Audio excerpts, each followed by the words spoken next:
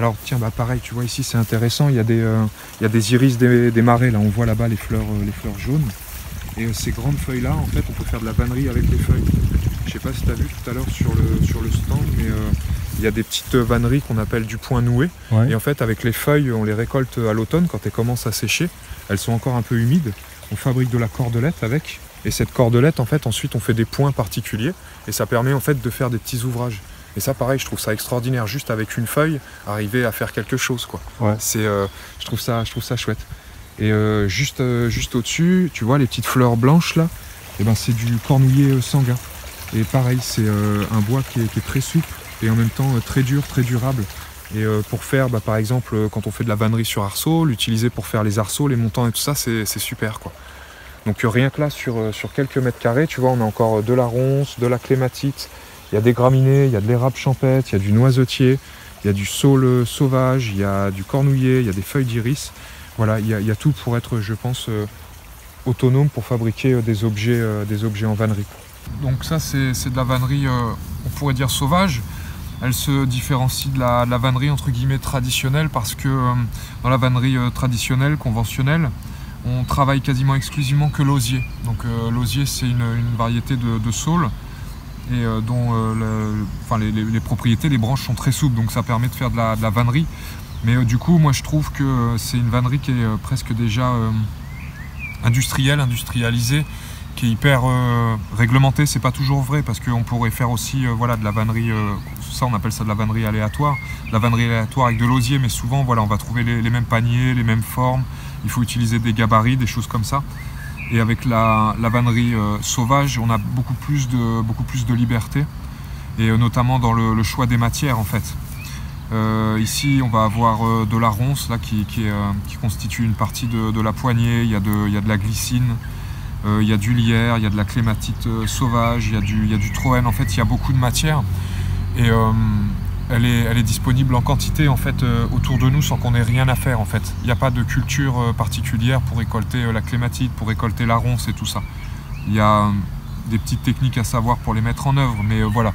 Tout est là en fait, l'abondance est là. On peut parler par exemple de l'érable champêtre. Donc on le reconnaît, là il y a encore ses fruits, on appelle ça des samars. Et bien sûr il y a sa feuille qui est assez caractéristique. Donc lui c'est l'érable champêtre. Et c'est un bois super pour la vannerie. Après c'est le diamètre des branches en fait qui va déterminer ce qu'on veut en faire. Avec des plus grosses branches on pourrait faire des anses, des choses comme ça. Et avec des plus petites, on pourrait faire, par exemple dans la vannerie aléatoire, la constitution en fait d'un panier ou de la réalisation, quoi. Et donc voilà, la grande période en fait de vannerie sauvage, c'est pendant l'automne, l'hiver. Et du coup, les arbres en fait n'auront plus de feuilles. Donc ce qu'on peut faire, c'est regarder au sol en fait les vestiges de feuilles qui restent. Et puis bien sûr, là pour le coup, en fait, les samars seront bien présents. Donc c'est deux bons indicateurs en fait pour reconnaître l'érable champêtre. Ici on ne le voit pas trop, mais il a aussi une caractéristique en fait, c'est qu'il a tendance à faire du liège en fait sur le bois. Ici on le voit pas trop, mais sur certaines espèces qui sont vraiment bien au soleil, sur certains sujets qui sont bien au soleil, là on le voit un petit peu, il y a un début mais c'est léger, il a tendance à faire en fait du liège. Et c'est une façon encore en plus de le reconnaître. Donc les samars, les feuilles au sol, et puis le bois éventuellement avec du liège. Là on le voit un petit peu mieux, là, ça commence ici. Là. Ouais.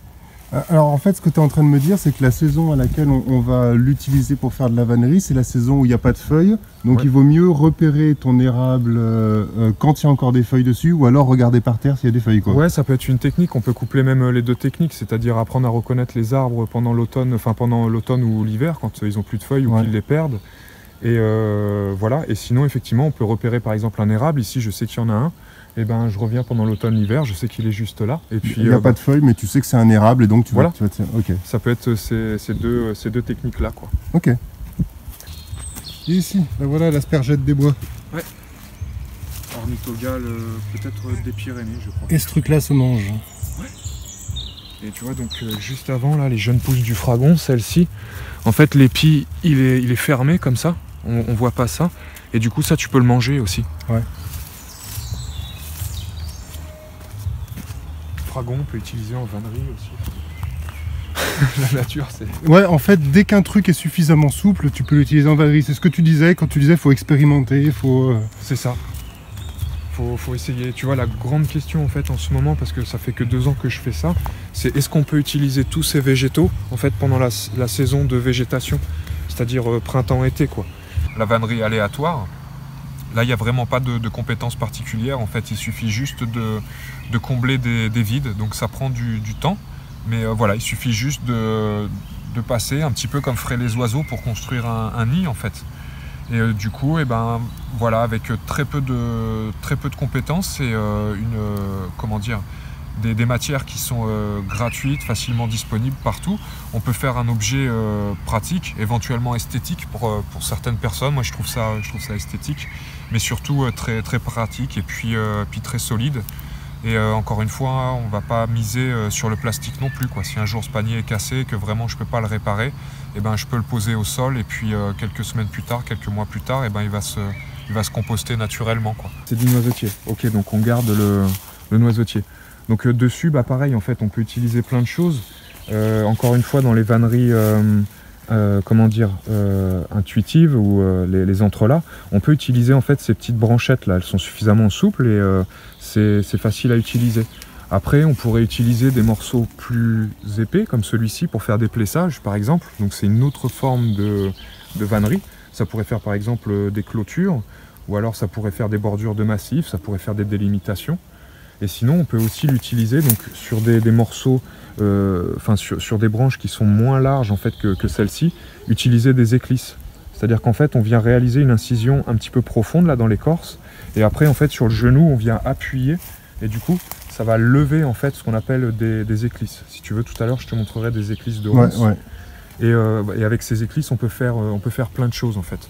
Et le noisetier, bah, à lui tout seul, c'est déjà un pan de la vannerie sauvage, quoi. On l'appelle sauvage, mais en fait, les anciens, ils faisaient juste de la vannerie. C'était pas exclusivement de la vannerie avec de l'osier, ils faisaient avec ce qu'ils avaient, quoi. Ouais. Donc, si tu es sur une terre de noisetier, tu fais avec tes noisetiers. Si tu es sur une terre de châtaignier, tu fais avec tes châtaigniers et tout ça, quoi. Mais c'est assez génial, le noisetier. Et donc, dessus, on peut appliquer des techniques de recépage. Donc, tu viens couper, en fait, des branches vraiment à ras le sol. Et à partir de ces coupes, en fait, vont naître de jeunes branches qui sont souvent très droites et qui sont propices pour les plessages, quoi. Et voilà, et donc comme tout à l'heure, comme pour l'érable, en fait, c'est le diamètre de ton bois qui va déterminer ce que tu veux en faire. La petite spécificité du noisetier, c'est que du coup, dedans, voilà, tu peux lever ces éclisses. Donc ce sont des languettes, on va dire, très fines de bois et très souples et qui permettent de faire d'autres choses, d'autres vanneries peut-être un peu plus poussées entre guillemets que juste avec l'érable, quoi. Enfin, c'est relativement facile à faire, hein. Il y a un petit schéma de base à connaître et puis après c'est une des règles de vannerie qu'on appelle le dessus-dessous. Donc on passe dessus une branche, dessous, dessus, dessous, et au fur et à mesure en fait ça va rigidifier la structure. Là le détail qui me plaît beaucoup dans celui-ci en fait, c'est qu'il y a voilà, ici toute cette partie est réalisée avec de la glycine. Et je trouve que c'est une plante admirable aussi pour la vannerie. Il n'y a aucun travail à faire dessus. On l'utilise brute, il suffit juste de la récolter et on l'utilise brute. Il n'y a pas comme par exemple la ronce à la fendre, ensuite à chasser la moelle, à enlever les épines ou des choses comme ça. Là c'est vraiment utilisé brut. Là on peut faire quantité de choses. Là juste avec des feuilles, on appelle ça la vannerie de point noué. Et ça c'est juste réalisé avec des feuilles. En l'occurrence des feuilles d'émérocale qu'on tresse en cordelette, et ensuite en appliquant des points différents, et ben on peut créer en fait ce genre d'objet. Donc en utilisant un point particulier ici pour le démarrage, un point différent ici pour agrandir en fait la vannerie, et encore un point différent en fait pour la faire monter. Et je trouve ça assez extraordinaire que juste avec des feuilles on puisse faire un objet pratique, encore une fois esthétique. Si à partir de quelques feuilles on peut faire presque un panier qui peut durer des années, tout ça, je crois que ça pourrait permettre de réfléchir un petit peu sur nos méthodes de production, où parfois on engage beaucoup de matière, beaucoup d'énergie pour peu de résultats, quoi. Il y a toute la famille des graminées. Alors les pailles par exemple, donc souvent on dit la paille, on pense que ça fait référence à la botte de paille, mais en fait la paille pareil c'est un terme générique pour désigner en fait cette tige qui tient l'épi. Et du coup, on pourrait travailler avec de la paille de riz. On voit parfois les balais en paille de riz. Il y a la paille de seigle qui servait à faire les toits en chaume. Il y a, il y a différentes pailles. Avec cette paille, on peut faire de la vannerie spiralée. Par exemple, les ruches, dans le temps, ils les faisaient comme ça, avec des boudins de paille en fait, qui montent en colimaçon. Et au fur et à mesure, en fait, ils attachent les boudins entre eux avec des ligatures de ronces. Ouais. Ça, c'est de la vannerie qu'on appelle de la vannerie sur arceau. Donc, pareil, c'est constitué quasiment exclusivement de clématite sauvage. Il y a un petit peu de ronces ici, des éclisses de ronces, on appelle ça. Alors, ce qui est rigolo quand on travaille la ronce, c'est que les gens ont plutôt peur des ronces, en fait, parce que ça pique, c'est dangereux et tout ça. Et puis, les gens veulent à tout prix arracher ça dans le jardin, partout, dès qu'ils peuvent. Et en fait, à partir du moment où tu commences à faire de la vannerie, tu te rends compte enfin, c'est une des forces, mais d'une des forces de cette plante, c'est des tissus qui sont hyper solides. Je veux dire, les tissus de la plante sont hyper solides, c'est très très très solide. Donc là, tu vois, on a des ronces. C'est une super plante de vannerie. Elle fait des liens hyper costauds.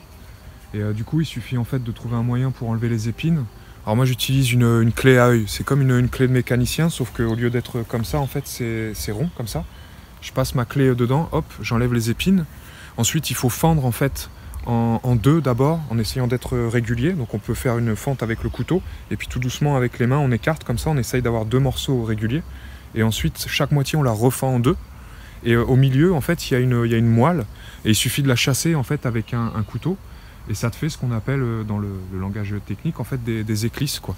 Et ça permet en fait d'avoir des morceaux fins, longs, et qui permettent de faire beaucoup de choses, quoi. Et on peut faire vraiment quantité de choses avec des liens en ronces, quoi. C'est vraiment une plante extraordinaire, quoi. Le lien est super costaud. Et là, ce qui est intéressant dans le cas présent, en fait, c'est que on voit que en fait la liane est retombée comme ça, et elle a déjà une souplesse en fait naturelle. Et donc ces lianes-là, moi, c'est celles que je privilégie quand je vais cueillir des ronces. C'est les lianes qui retombent comme ça. Et donc c'est la même chose pour le lierre. Donc dans la nature, des fois, on voit un lierre donc, qui grimpe sur son support, et il y a des petites lianes qui retombent, et c'est celles-ci en fait que je vais utiliser pour la vannerie. Là, pour le coup, ces fines lianes en fait, de lierre, je les utilise soit pour des débuts d'ouvrage ou pour des ouvrages un petit peu plus fins. Parce que c'est pas une solidité qui est équivalente à la ronce, mais ça permet de démarrer en fait. Souvent dans la vannerie, quand on démarre un ouvrage, c'est un petit peu difficile, et puis on a besoin de choses fines en fait, et le lierre peut faire cet office, quoi. Et puis du coup, tu vois, on est autour donc d'une pièce, d'eau. Il y a beaucoup d'eau ici. Et on peut voir là par exemple sur les bords, tout ça là-bas, ce sont des saules sauvages avec le feuillage un petit peu argenté. Donc voilà, c'est de la famille aussi de l'osier dont on a peut-être parlé. Et pareil, ça a une souplesse naturelle qui est intéressante. Et du coup, c'est des végétaux aussi qu'on peut utiliser pour la vannerie. Donc encore une fois, on peut les travailler brutes ou alors en éclisse. On peut même utiliser en fait l'écorce. Voilà, sur des grosses branches de saule, il suffit en fait de faire une incision comme ça de haut en bas, et petit à petit en fait de décoller l'écorce, et avec cette écorce en fait on peut faire de la vannerie. Et du coup pour lier, pour faire des ligatures, on pourrait imaginer faire des éclisses de ronces. Alors je t'ai dit en 4, mais ça pourrait être en 8, enfin en plein de petits bouts en fait, des bouts suffisamment fins pour que ça puisse en fait passer dans des trous et tout ça, puis faire des ligatures, quoi. Tu vas utiliser plusieurs matériaux, tu vas utiliser de la ronce, tu vas utiliser... C'est ça, du saule. Là, par exemple, un petit peu plus loin, on a du jonc au bord. Tu vas me montrer ? Ouais. Alors, on va le voir. Donc, je pense que c'est de la famille des graminées. Là, on en voit ici une touffe, là, juste au bord, là-bas. Là. Ouais. Voilà, il y en a une autre à gauche, derrière la bardane, là-bas. Voilà. Là, juste devant, on a de l'ortie, avec laquelle on peut faire aussi une ficelle très solide. Je crois que c'est de la même espèce ou de la même famille que le chanvre, donc on peut faire des ficelles très, très solides. Donc l'ortie, encore une fois, c'est extraordinaire, quoi. Ça pousse à foison, c'est une culture. Enfin, il n'y a pas de culture à faire, il n'y a pas de moyens à mettre en œuvre. En fait, il suffit juste de laisser pousser, quoi. Ouais. Et de venir en récolter, voilà. Voilà ce que j'apprécie avec la vannerie sauvage, quoi. C'est que tout est là, du coup on a un autre rapport à la nature en fait. Plutôt que de mettre des moyens en œuvre pour faire une production, on laisse la nature faire, et puis on en prélève un petit peu, quoi, pour nos besoins.